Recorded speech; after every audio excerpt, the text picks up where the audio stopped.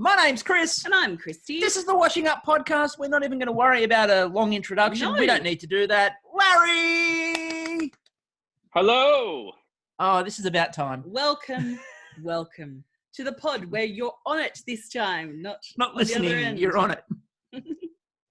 I'm so excited. This is almost, I think Angeli said the same thing. This is almost as good as being on the baking show. It's like right up there. And we won't kick you off. So that's you're safe there. I appreciate that. Look, that's what we do. As you know, we're kind. It is an absolute joy to finally get to speak to you. For people listening along. For people listening along, we've mentioned it before, but we've interacted with Larry for a very long time now, and it's been a while. And every year we've sort of followed his. Can he get on there? Is he going to get on there? Is he going to get on there? And then when they made the announcement, there was this absolute shriek of delight from both of us. I think I heard it. I think you probably did. So it was. I think it was during lockdown anyway, so the streets were quiet. Just reverberated across the Pacific, across the pond. It's a big pond. So no, it was absolutely fantastic to finally get to make sure that everyone else got to see your baking, because of course we've got to see a fair bit of it on Instagram. And your Instagram is absolutely fantastic baking wise. So and thank you. And geezer wise. So we'll come to that in a minute. But for you, it must have been fantastic to finally get on. Yeah, it was, I got the call and it was amazing. I was speechless, and I think I was the most conservative in my reaction of all the bakers, because I was still a little, is this really happening? and it was. I was overjoyed, and it's just the best thing ever. Oh, fantastic! So when you got into the tent, the pavilion. What are you doing? We've got a brand. Yes, sorry. Larry tried to push our brand. That's right. Do you know how many times I mentioned pavilion? And they never said it. They never said anything. They just never put it into the show. It was very British how they handled it. It's like, we just don't acknowledge it. We just remind me to have a stern word to Marrakech. Anyway, they don't want to continue our thing. So as you were saying. Oh yeah, sorry, I was getting distracted because we've got cockatoos. And, the way Australian birds decide that they like to be fed is not a nice little treat. We kind of talked about this with Angeli last week. It must be bird feeding time that we talk to people. But to destroy your house. So we've got one currently out there just having a nibble on the cladding. What I was going these are wild cockatoos outside. Yes, these aren't. We just keep them here. Here we just keep them inside. Yeah, and train them like normal human beings. Yeah, but some people instead decided to feed them during lockdown, and that went well.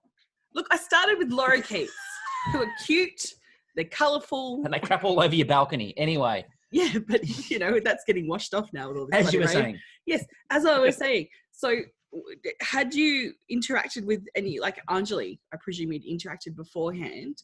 Did you know she was going in before or after you got into the pavilion? I knew in the hotel. Okay. So sounds kind of weird. But we met all the bakers in the hotel that we were staying at, and that's where we found out. And like you said, I've been interacting with Angeli and also Maggie for years, because we've all applied every year. We've gone on multiple editions, and so we knew each other already. And it was great seeing everyone at the hotel and then ultimately in the tent. I'm just imagining that you've walked into the hotel bar and there's Maggie at the piano and Angeli having a sing. And you're like, ladies, I know you. I wish, but it was a little bit more toned down because of all the COVID stuff. And Larry just offering to build them another piano. Yes, a COVID safe. Yes. All the keys are spaced 1.5 meter distance. No key. Only one person can operate one key at a time. Yeah, they're giant keys. Yeah, exactly. It's big all over again. So no, but it was fantastic. The three of you, obviously, for us, because we've interacted with the three of you in particular, it was just really joyous to get to watch you all go in at the same time. Mm-hmm. And then as we'll rip the first Band-Aid off early before we get to more happy things. But of course, Larry makes Star Baker, and we are jumping and hollering, and then Anjali goes home the same week, and you ruined our lives because you couldn't space this out. How was that for you? That was it, yeah. It was actually very tough for me because here I'm supposed to be celebrating being Star Baker, but on the other hand, here's a friend. She's a friend. Yeah. Even though we never met until a week or so before that episode, I knew her very well. We've had many conversations through the messenger thing on Instagram and stuff. So I knew her as a friend, and here she is going home on Bread Week, and it was probably one of the tougher. It was a tough week, despite becoming Star Baker for that week. Yeah. Yes. So who did you call first to say, "I'm Star Baker, bitches"? That's exactly what Larry would have said. It's really funny. That's very Larry. Really funny. Bitches. Was it your home ec teacher at high school who said you'd never amount to anything? No, I never did home ec. I did woodworking and metalworking and stuff. Of course in high school. I obviously called home, but we actually called home from the set, and unfortunately, my family was out doing gardening, which I would normally be helping them with, and they didn't hear the phone. I love that. It's like, oh yeah, you're like, I'm going to ring. Great news, and everyone's like. If only it was like the old-fashioned days where you had the answering machine. They just come back in. Oh, yeah. Hit the button. And because my wife saw the number, she called the number because it wasn't my phone. It was one our handler's phone who was doing it. She said, "Oh, he won Star Baker. He'll call you later as soon as he gets back to the hotel and stuff." So it was. But yes, I did call back, and they were still very excited when I called them. So you didn't even get to break the news to in the end. It was a production handler going, "Oh yeah, he's Star Baker. He'll bring you back." Keep going, Larry. Yeah, I mean, it was obvious why she was getting a call. I mean, you could have. You knew what day it was. You could have had a sourdough accident and gone home. Like, look, we're sorry. He turned out to overprove the dough, and it just took over. And the pavilion is gone. The pavilion is gone. A sentient bread being created by Larry has killed everybody. It's been eaten by Lagertha. Yes.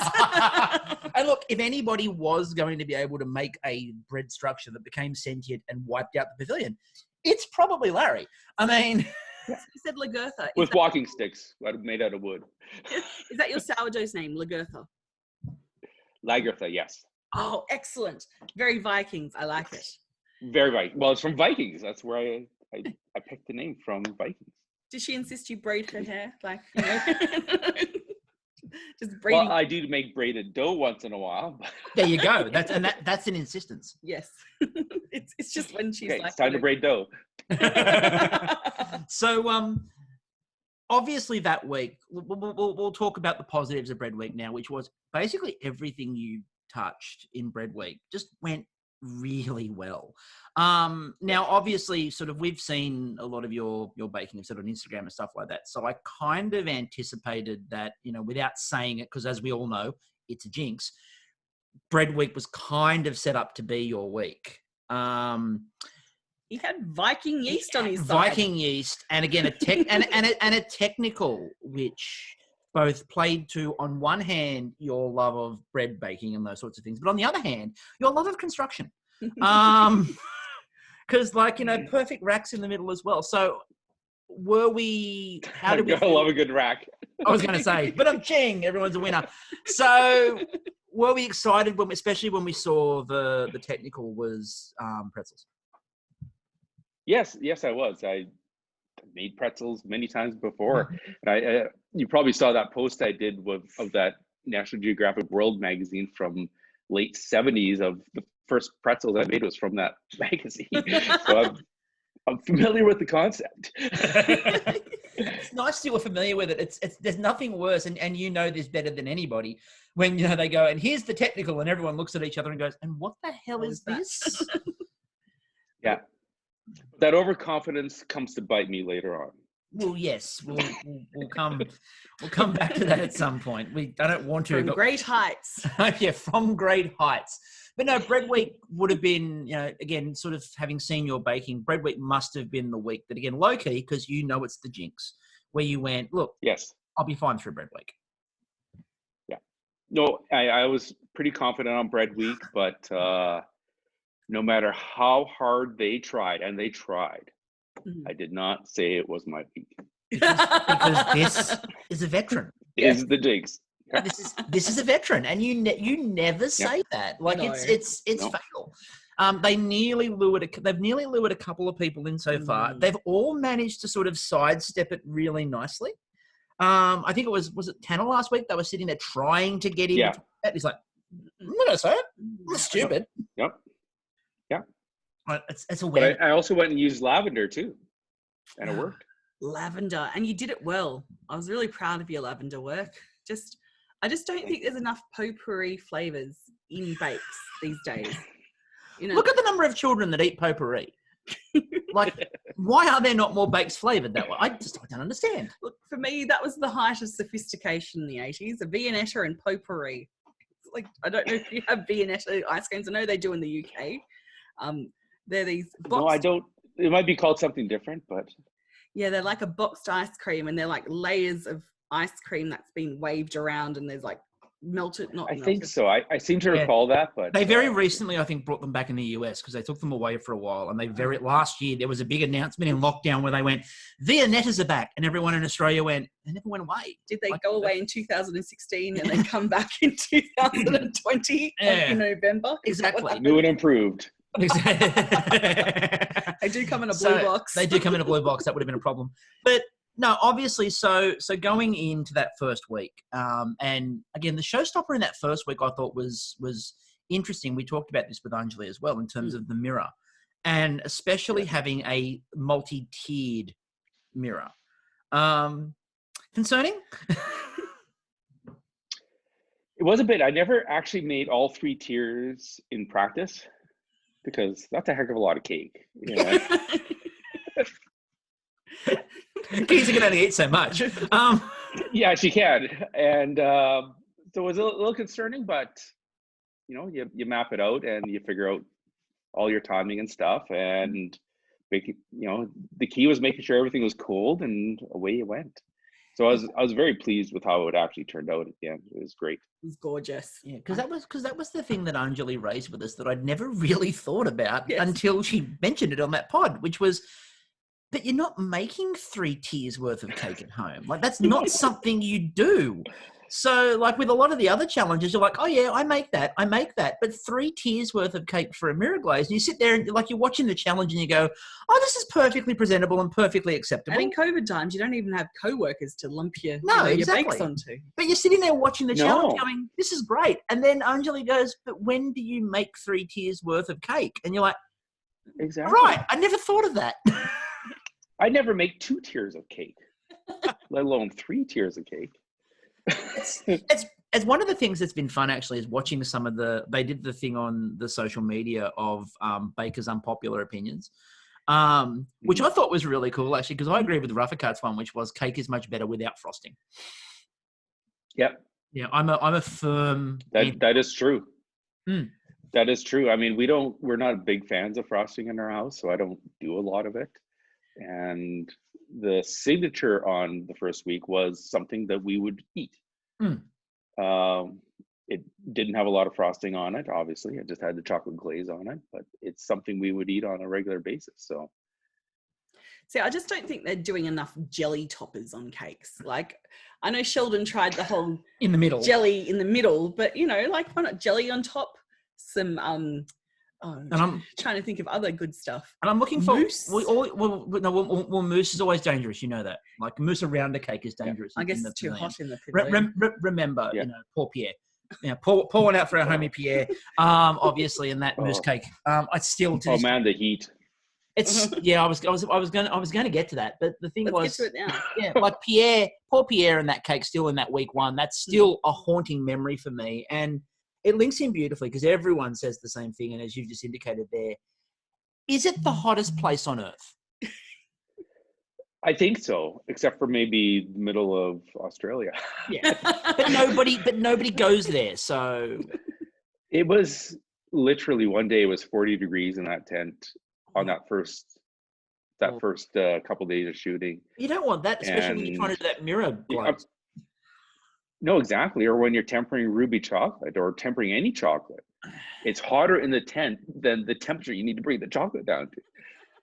If you go back and look at the film of that, you'll see all of our chocolate sitting on bowls of ice. Well, that actually brings me to a really interesting point as well, because Kyla and I had a conversation about this. Ruby chocolate, fan, not a fan? I like it. I like the kind of the berry tones, yet there's that bitterness to it.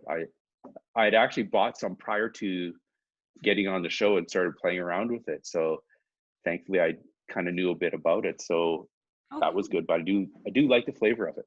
And I just want to commend your bravery for coming onto the podcast and just going, no, I'm going to be truthful and say that I do like ruby chocolate and not pander to a certain person who may be my co-host on this podcast. I'm not pandering because I probably would like yuzu as well, although I'm probably in the same camp as matcha. But okay, but here's the thing, right? As I've mentioned before, I like yuzu. I just think it's been overdone. That's the difference. Matcha, on the other hand, can go to hell. True. But yuzu, I don't mind yuzu. But we've had no yuzu this season. No, but we haven't at the moment. Like, again, I know matcha. Yeah, well, matcha, I was waiting. I've been waiting. I think it's been on the game card Sheldon once. To pull it out? I'm not going to lie. Likely suspect. Very likely suspect. But I've been. I think I've only put it on the game card once, although it might make an appearance. This week's pastry might make an appearance again. But yes, those famous matcha pastries. No, but toppings and fillings. Matcha croissant. Matcha Danish. It exists. I've seen them. Matcha croissants are a thing. I've seen them. You know what they're doing? Yep. Okay. I just have to say, speaking of abominations, there is an ad in Australia that's showing hot cross buns topped with avocado. What? What? We've gone too far. One, hot cross buns in Australia are released essentially New Year's Day. No, not even that. Boxing Day. This year they were out on the 28th of December. Well, that last year, 2019, 2020. God, anyway. Time flies. But now they're putting avocado on it. And it's got to stop. Why?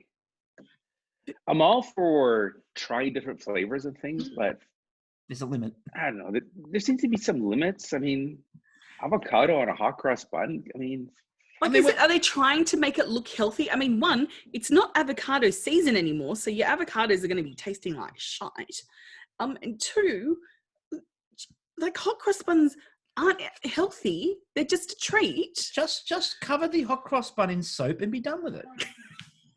Like, seriously, just dunk it in soap and be done. We're half a step away from making hot cross bun. No. We're half a way away from cross bun dipping fingers to be dipped into a guacamole. Ooh. Like, we're halfway there. Mm. Right. Yeah, you just pulled a face that I'm thinking of. Like, people can't see this as a visual medium, but my God. Hot cross bun tortillas. Hot cross bun tortillas. For your burrito. Okay, well, this sounds like a Mythical Kitchen design. Anyway, don't tell Mythical Chef Josh he'll make them. But, that's a step far too far. Is there anything that you think is slightly strange but actually tastes good, Larry? Like, I don't know, caviar on croissant. That actually would work. Oh. Caviar and croissant will probably be okay. Yeah. Okay. This might be more for the Canadian listeners, but cheese whiz on rye bread is excellent. Ooh, that actually sounds good. I've had cheese whiz and Larry. Don't judge. We are the nation of Vegemite. We are, but again, there's a way to eat Vegemite that involves the amount you use, whereas cheese whiz is consistent in flavor regardless of how you use it. It's a very consistent. Is it salty? It's not cheese. Certainly not cheese. No, it's a whiz. It's a whiz. It's cheese flavored The whiz. whiz. It's The a whiz. I'm not saying it's... There's a follow-up question to that I'm not going to ask you because that could go a whole other direction. I was going to say what flavour is a whiz, but we're not going to do that. We're going to move on instead. Well, are you Slytherin, Hufflepuff? Oh, she's bailed us out. Beautifully. Well done. Thank you. Welcome. Thank you. I'm really appreciative of that. I think I'm a solid Gryffindor. When I initially did the test, I was Hufflepuff. And then I took it again and I became Gryffindor. And I'm like, no, I've now built up a loyalty to Hufflepuff. Plus, it's closer to the kitchens. I'd like to stay there. But then after that, I'm like, oh, but you've got to crawl into Hufflepuff. Like, who the fuck thinks crawling into your common room is a great idea? Like, you're carrying your books, you're in the wizard robes. It's getting caught under you. I'm just over. That's why I would be a Hufflepuff. But Hufflepuff, you have to kind of, not Hufflepuff, Gryffindor, there's kind of the riddle that you have to do, right? Yeah. If I recall. You go up and say, that's fine. It's kind of punish. Yeah. So maybe I need to go back and become Gryffindor just for the ease of access into. But then there's a lot of steps. I like that you're weighing up ease of access as part of this. Like you have access. You're thorough. Ease of access, closest to the kitchen. Look, you don't understand that when nanobots come in, we will be able to control the world using a wand. Like nanobots, they're going to need something so you can actually live like a wizard. And if anybody was going to be working with nanobots, it's Larry. So construction, your other great passion in life. Creativity. Yes. So we have obviously joked with a few bakers so far that, did Larry just sort of like make you like an addendum to your car or an extra part of the house or... so the pavilion is now 6 rooms. Yeah, the pavilion is now a double story, with like a jacuzzi and a sauna and all sorts of things, thanks to Larry. It was like the way that they showed when they did your first profile and they were showing like all these different construction things that you'd made as well. And everyone's going, oh my God, that's amazing. I'm sitting there going, that's Larry. So have you picked up anything new during lockdown and isolation? In terms of hobbies or construction-wise? Yeah, either. We'll start with construction. We'll go to hobbies later because I've got the feeling you've... Well, I was spending a little bit more time doing construction things. I like woodworking and stuff, and the lockdown gave me time to do this because what else a lot of people ended up not working. Yeah. And so I was playing around with different things. Actually, I think Angela mentioned this. I made all the bakers' little recipe stands. Yes. Out of wood. Yes. See, I could just imagine that, you'd be like, okay, what am I going to take up? What will go with wood? Okay, if I start sail making, then you can actually build boats. Like if you learn the craft of sail making and rope making, I've seen. So here's what I can see coming. What? Larry can build the boat, and then Andre can sail it. Sail it. That would be perfect. Yes. That would be perfect. Because he is Andre the Sailor Man. He is that man. I think that's what it is. Yeah. I'd be a bit careful though, because after the revelation that we now have a pirate princess in the pavilion. Watch out for her. Fruit pirate princess. Raphy. That was fun. We don't know where this is going. We never know where this is going. But no, I'm out of coffee. Oh, no, I've got a bit more. Keep going. No, so like I'll have more of my drink. Just keep going. I like that. Did you make it? It looks like beaten copper. So no, it's not. I didn't make it. Ah. It's not wood. So I didn't make this either. This is my Wonder Woman mug. Yeah, I was about to say for those listening at home, they're talking about their mugs, which is not an audio. It's an audio medium. So we can describe. I mean, to be fair, we did that when we were talking to Kyla the other week. One of the things we had to all keep remembering was we all kept gesturing, and it's like people can't see this. So I'm glad because Chris is flipping the bird. It's so rude. It's my natural instinct. He works with teenagers so much and has to repress used to it. The things that it's like when you go up to when you're a kid and you go to a door frame and you press your wrists into the door frame and then you walk away from. Oh, you've never done this. I've never done this either. Why would you do that? Because you press, and you walk away, and then your arm just magically float up. People at home, you can't see the way that both Larry and myself are looking at Kristie right now, but rest assured, it's the same way you're looking at her. Okay, try this. You go into a doorway, and with your palms facing inwards, the part that's kind of like on the upside of your wrist, you just press those into doorways, and then the leftover kind of like message to your brain makes it so your arms just keep going up when you walk away from the doorway and relieve the pressure. Is that coffee in your mug or something? Are we sure it's not? Are you sure you didn't take some of the amaretto that I used in the mousse I made the other day and just like, you know, I wanted a hazelnut shot in the drink. Did you Italian up your coffee? That's what I want to know. You didn't Irish up your whiskey. You Italianed up your coffee. I'm sure it's a real thing. And I mean, my childhood was interesting. Anyway, so back to the pirate princess and everybody else in there. You really lucked out on a really awesome group of people in there too, which I think made it better. The other 9 bakers are just such wonderful people. I mean, I don't know if it's trite or whatever, but we truly are really good friends. And I think, as Anjali mentioned as well, I mean, you wake up and you look at your WhatsApp thing and it's like 60 messages. What are they talking about? You know? And we do talk every day on here, and we do Zoom calls every once in a while, and we're just really good friends. And I've had the great opportunity after shooting at Tanner and his partner Michael, where it took a bit of time. Things weren't quite locked down yet, so they went to the mountains and stuff, and they swung by Edmonton and came over, and we had a nice dinner together, and it was great. And you talked about his Calabrian heritage.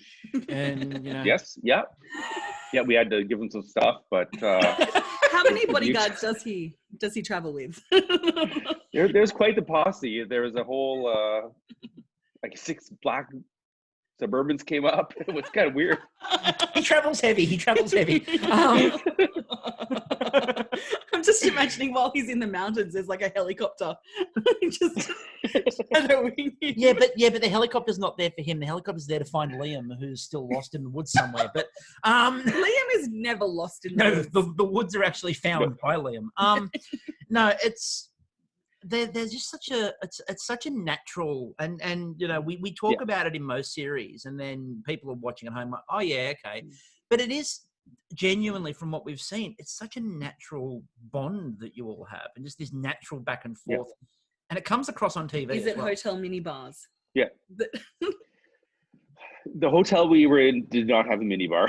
Oh, disappointing. Although we made sure things were stocked, but I was going to say there's enough boozy bakers in there to sort of, we always talk about somebody has to have the skill.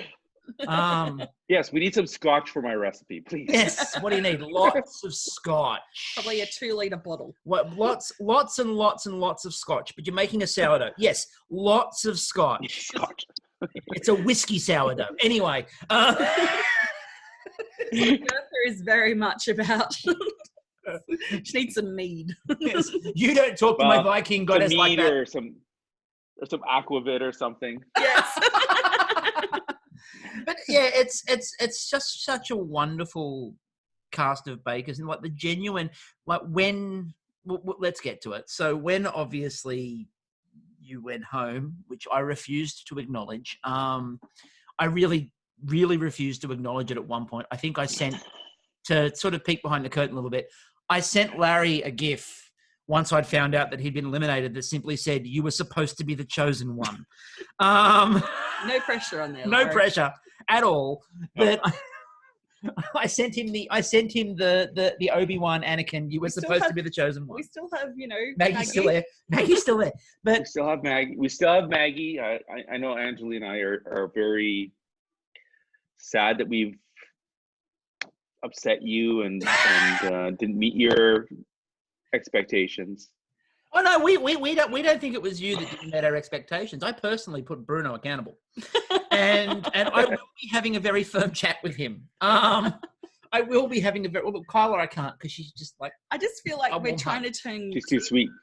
Yeah, GCBS into an oligarchy, which I'm not comfortable with. I am. I'm perfectly comfortable with it. I don't know what is it you don't get about what the plan is. The plan is to take it over from the inside.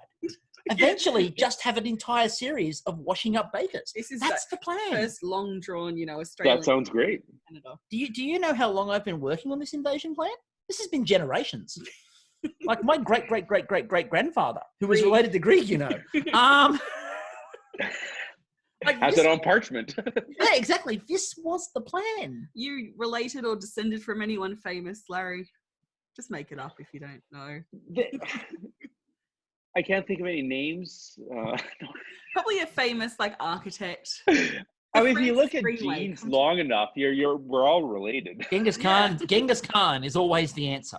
I'm sure we're descended from the same amoeba. Mm-hmm. Well, so when in doubt, the answer is Genghis Khan, the man with more descendants than anybody else on the planet.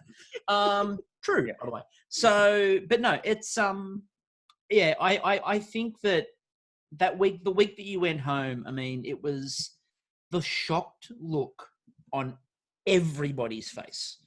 I think reflected much of the audience. How were you feeling going into that showstopper? It was a challenging showstopper. And I think I mentioned it on the show. I've mentioned it online. Cake decorating is not my skill set. And the more you talk about it, I'm sure the pain just gets worse or better. Yeah, actually, I'm in the midst of recreating the cake. The cake is actually all assembled. It's broken up because I have other things to do. So the times have been broken up. So I've got the cake assembled. I've got all the fondant elements are done, and I got the icing ready. I just need to put it all together as a bit of a redemption thing. But they kept saying, make sure your showstopper is a showstopper. Because that was kind of a common thing they kept saying to me, and so I went big. My cake was 3 tiers. It had a lot of stuff going on it, and I thought I had enough time, and I came up a little bit short. Another 15 minutes would have been a world of difference. I didn't have an extra 15 minutes though. I asked, they wouldn't give it to me, but but just looking at the foundation of it, the squares were so beautifully iced, they were flat and square, and I loved the shape of it, because I'm okay, this is nice, unique, different. It was very captivating. Yeah, it's totally different. I look back and I had kind of a square theme going throughout the whole season, actually. Because I started with a square bundt can. I was about to bring that one up. I had square tart pans. I had square tart pans. I made a square cake. And square cakes are hard to ice, actually. It's a lot easier to ice around one. I came up short on time. This is why the only person I've ever seen really be that successful with icing a square cake on Bake Off was Julian. And that's because he had that background in pallet work and stuff like that on construction sites. So, that made sense to me. But about the square theme, you brought it up, not me. It's hip. It's hip to be square. The square it is. Thank you, Huey Lewis and all the news. But what I'm more interested in is the square bundt tin. Now, why? I mean, why? Because I was worried about it. Why not? It's different. It's different. There's a reason why they're not square. He stood out. It did. Yeah. I got the brief for the thing, and we were in this store, and I saw this square bundt tin, and my wife and I looked at it and said, this is the one. We need this one, because no one else is going to have it. What other options were there? It was cool. I thought it was cool. Were there rhombus? Yeah. I'm just thinking of other shapes that could have, an octagon. Yeah. I mean, to be fair, an octagonal bundt is very close to a circle one anyway. Yes. Now, pentagon would be almost squarish, but not quite. Yeah. Yeah, just a few more obtuse corners. Just, no right angles like a square produces. Just look at me. I know some math. I'm catering to both Canadian and Australian audiences. By pluraling. Yes. Yep. Yeah, and I like the symmetry. I like symmetry. It's nice and square, and that's why I had everything decorated the way it was, because it was nice and symmetrical. Yeah. And they wanted all the fruit off to one side, which is not something I'm normally. No, it's You make it look symmetrical. And look, as I said, I think that, like your cake, I really liked the way your cake was coming along. And again, I think it was just that little bit of design at the end, because like they talked about the flavors and they really liked the flavors, so which was good. And again, that's something that you're good at is obviously the flavors. The other thing with that too is you might have been one of the only people who had seen a botanical week before. Watching the show as you do, like having seen the UK was. How did it sort of stack up? I mean, the interesting one for me was the dumplings, which I did see you do another version of. Yes. Bit thinner? Yes. A little bit thinner on the dumplings. They were delicious. Oh, they look good. I think so. The dumplings, and you can't blurt out saying, try a different dumpling. Give it away. It's technical. Because I temperature checked everything, and the chicken was cooked. I know the chicken was cooked, and I ate one of them, and it was perfectly tasty. But I have a hunch that they picked one that the dough might have been a little bit thicker on top and had that gummy look in it, and that's probably where they said, no, this one's not done.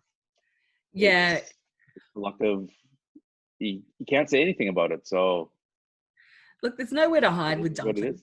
What it is. Like they're quite. They're honest little folk. And I've had more to... They're honest little folk. Yes, dumplings are honest little folk. Nowhere to hide with a dumpling. When you're having good dumplings. No. Yep. I just feel that I've had more time to reflect, and I'm happy to have seen dumplings on there because they're a dough-based thing.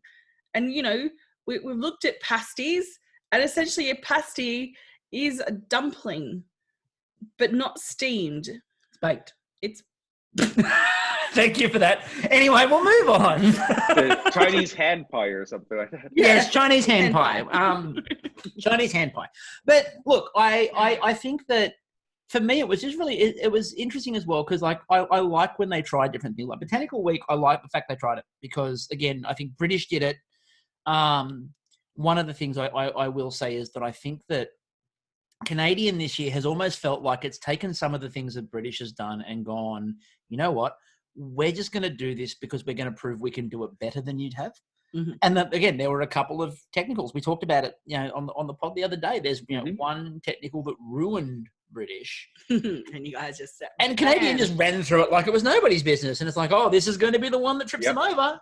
Not a problem. Yes. Yeah. So cop that, Queen. Yeah, so I think it's been. I shouldn't say that. I'm expecting a corgi delivery. You're expecting a corgi any day now. She's going to give you one. But yeah, I think that it's been really interesting because Canadian this season has almost felt like there have been some challenges which other versions of Bake Off have done that have been troubling or a bit difficult, and then it's gone to Canadian, and you guys have just like made it look like nothing. Is it just practice? Mm-hmm. Is it? It's a skill. Yes. Awesomeness. I think it's a very skillful group of bakers, and I think again, you know this because we've talked about it before on pods. Is that it's always nice to see a series where someone goes home because just everyone's good, and the rules kind of say. I mean, even the week I went home, it was. I'm sure it was so close because they took forever to decide on the. As to who was going home, so that was one indication, and the surprised look on everyone's face because we did not know who it was.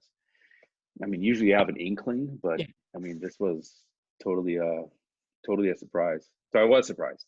Yeah. Did you ever see Alan without his hat on? No. I know. I'm worried about it. I've never seen Alan without his hat on.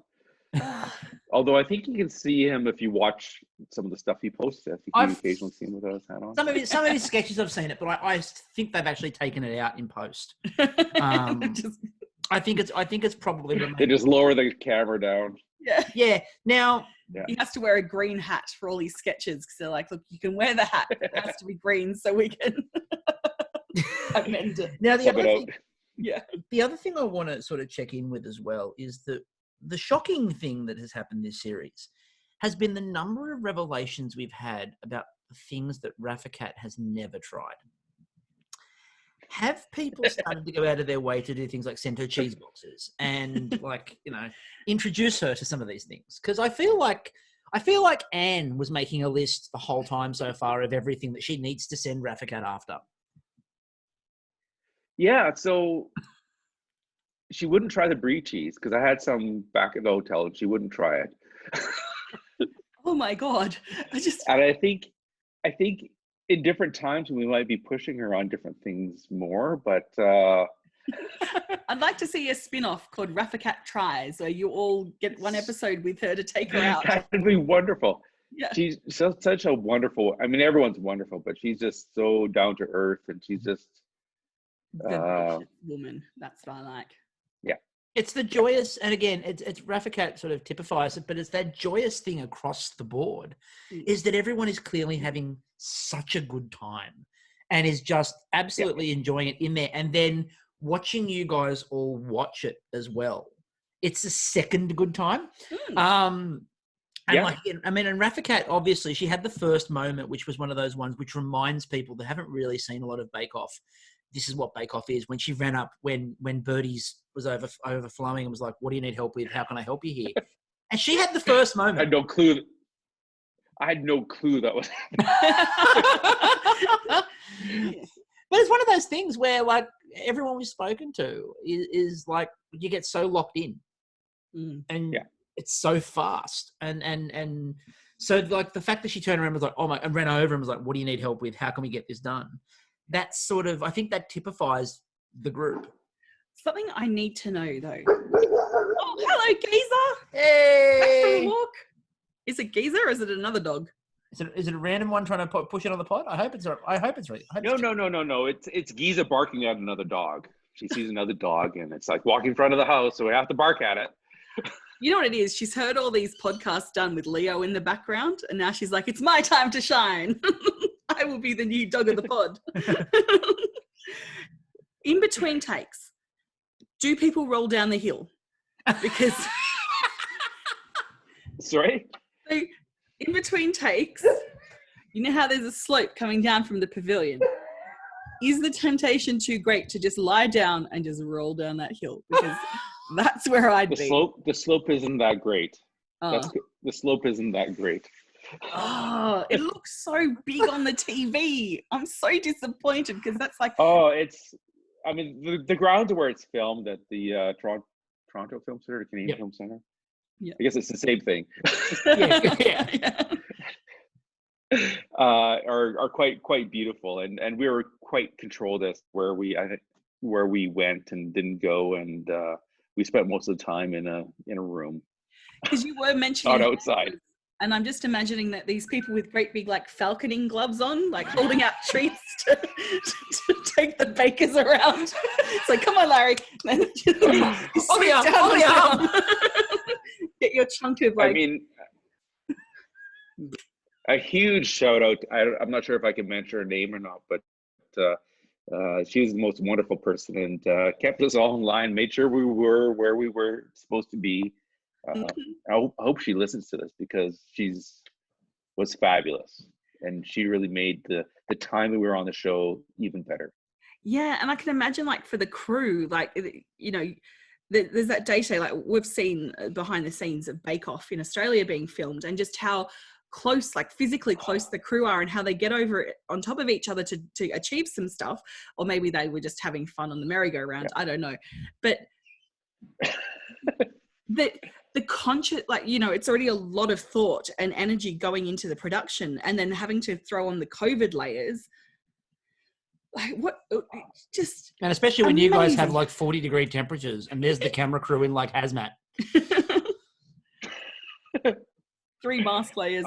Yeah, I mean the whole crew was amazing. From, you know, the culinary staff, can't say enough good things about them and how they made sure all our needs were met, and the the film crew, the sound, the camera guys, the producers, everyone was just wonderful. And they all had our safety and everyone's safety in mind to make sure that we went through this thing and everything worked out fine, and it did. And the biggest problem is I don't know what any of these people look like. You can just pass him in the street. No idea. How many armored tanks did it take to get the flour to the baking, like to the pavilion each day to film? So that people didn't steal it during COVID. Yeah. That and toilet paper. Thankfully, we were past the big giant flour shortage. What you didn't know was that Rob Hood opened up a special sort of mill just in the back of the Canadian Film Centre. Yes. Yeah, and they had some special bags printed just because of that, because they were printing in just kind of plain brown paper for a while. And I can imagine like they would to make sure that you got your stock, they'd hide it as, I don't know, what's something people didn't want during COVID? COVID. Bags of COVID. Bags of COVID. Just written on the side, COVID. Hey, Mum, I think this is a bag of flour. No, it clearly says COVID on the side. Put that down. Put the bag of COVID down. We don't want any COVID in this house. We won't be stocking COVID in the pantry. You hear me? The other thing that I want. COVID cakes. Yeah. During the flour shortage, did you just experiment with other kinds of flour? Were you milling poppy seeds to try and... That's a whole other thing if you're milling poppy seeds. So as you know, I bake bread a lot. And so I was part of this group that was buying flour from a local miller that's south of Calgary. And so I actually had a lot of flour. Oh, good. It was fine. And I have hundreds of kilograms in my basement at the moment, but here we go. So if anyone needs some flour, it's like my dad. He lives out in the bush. Sorry, love. I know you're trying to get a word in, and here I am just going off. But my dad lives probably about 3.5 hours out of Sydney, and in this little country town. And every time he's out of the little country town and goes to the supermarket, he gets this panic, and this is before COVID, where he thinks he just needs a bit of extra toilet paper. So he buys like a couple of rolls and takes it back. So he had a stash, like he's got a shed bigger than his house. So he literally had a stash of toilet paper. And during COVID, he kept offering, like he wouldn't give it to the local town soak, but he'd call myself and my sister and just go, "Do you need any toilet paper? I've got toilet paper." He ended up sending down a box of toilet paper to my sister. But it was, he's the original. He's a hipster toilet paper hoarder. From way back. Yeah. But so what I was going to ask before we got into this weird tangent, because it's not like us to be on a weird tangent. That's not us at all. Never. Never. We've never done that. This is straight down the line. No. Being in there also gives you a chance to talk about Bruno and Kyle. And I think that, again, like Kyla obviously has been fantastic and such a brilliant addition, but, it's very big soft spot for Bruno. How was it sort of getting to actually be in there with them and getting to sort of, work with them as it is?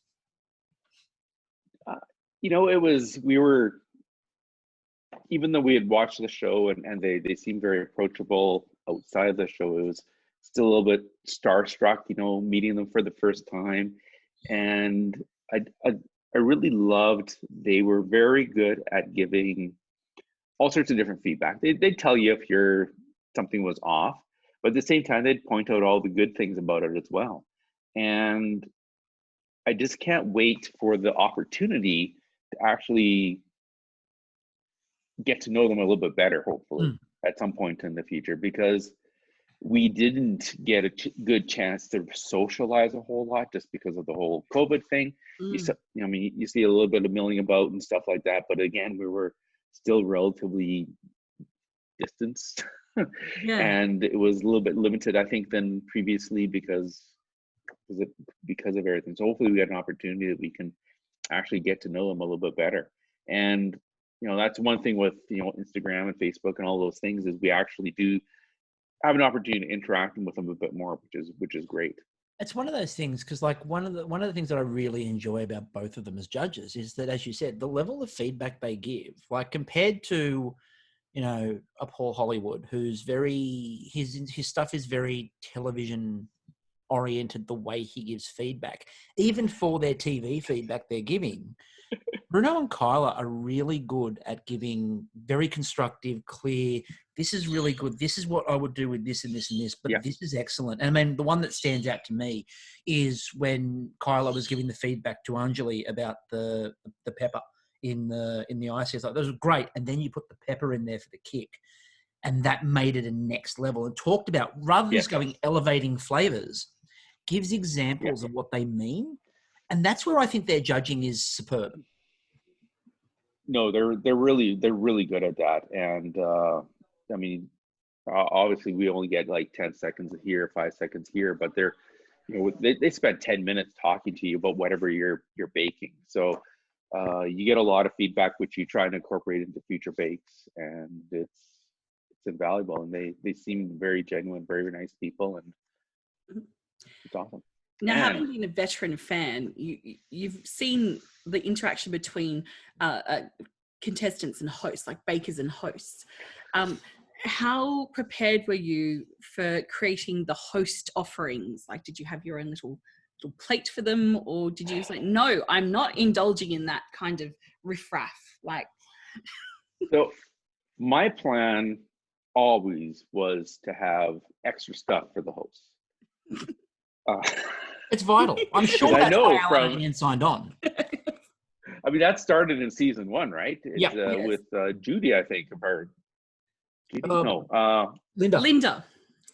Linda, who started just making Dan extra. Yes. I just had an epiphany, because Linda lives in High River, which is south of Calgary, and I go down there every few months to buy flour.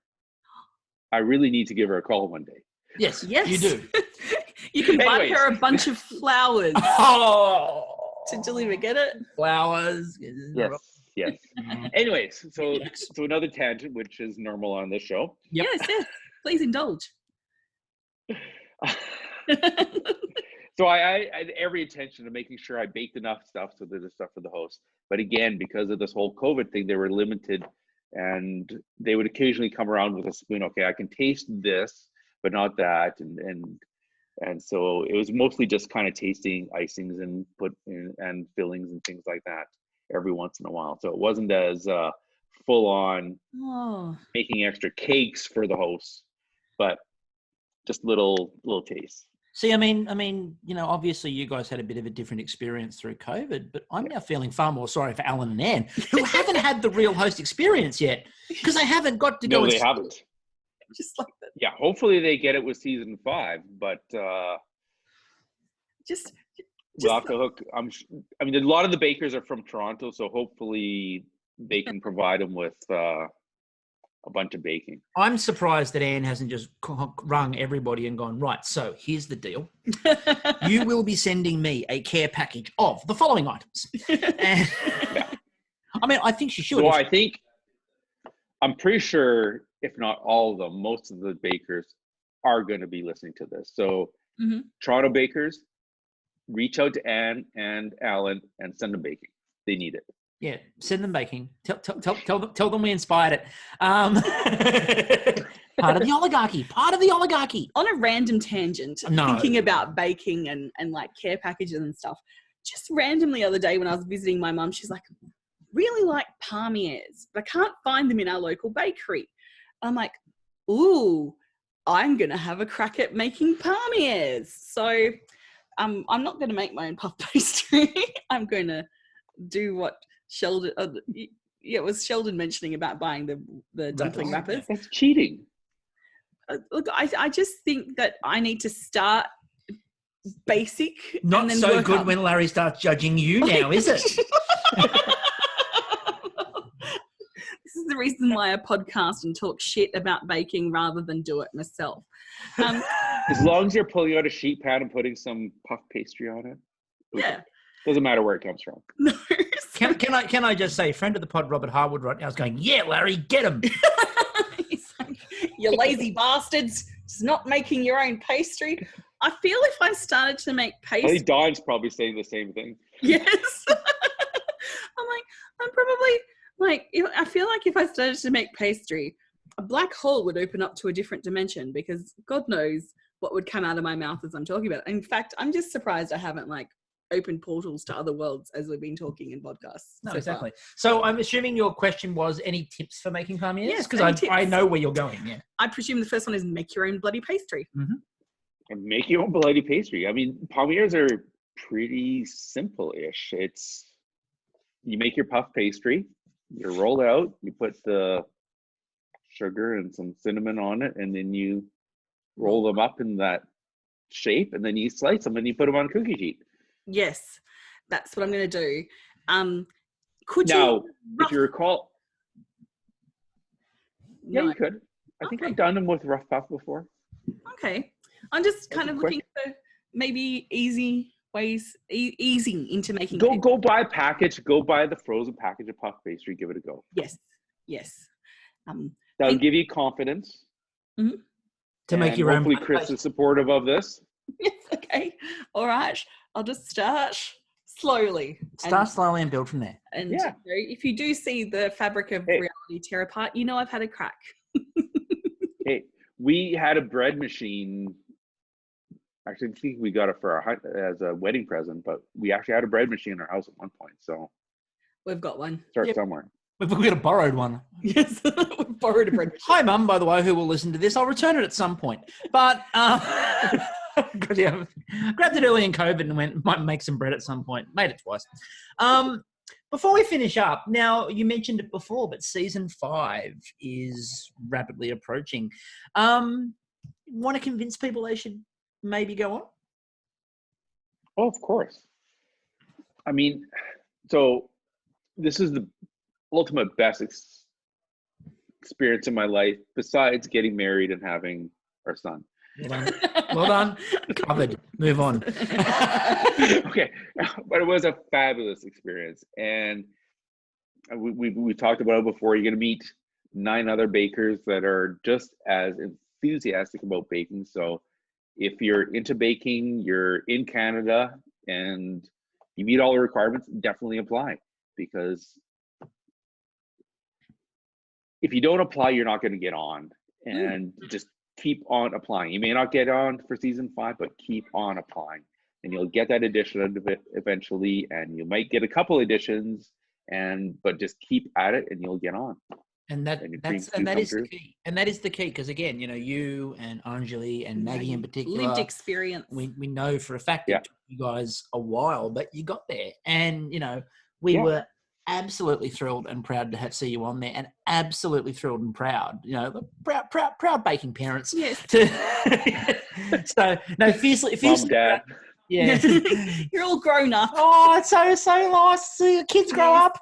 No, but it's absolutely wonderful to see you guys on there, and in particular to see you on there and to watch everybody online sort of go, Larry's amazing, and for us to get to sit there and go, yeah we know. We really know this. It was absolutely spectacular to see it. Thank you for coming on. It is an absolute delight to finally get to chat to you. Oh, thank you very much for having me on. It's like you said, it's a highlight to be on the baking show, and second highlight to be on the Washing Up podcast. Oh, thank you so much. It's fabulous, guys. Oh, thank you. So I see that. She does. Yeah, she is. That's true. So until next podcast, which will be Pastry Week. I'm still Chris. I'm still Kristie. We'll catch you all later.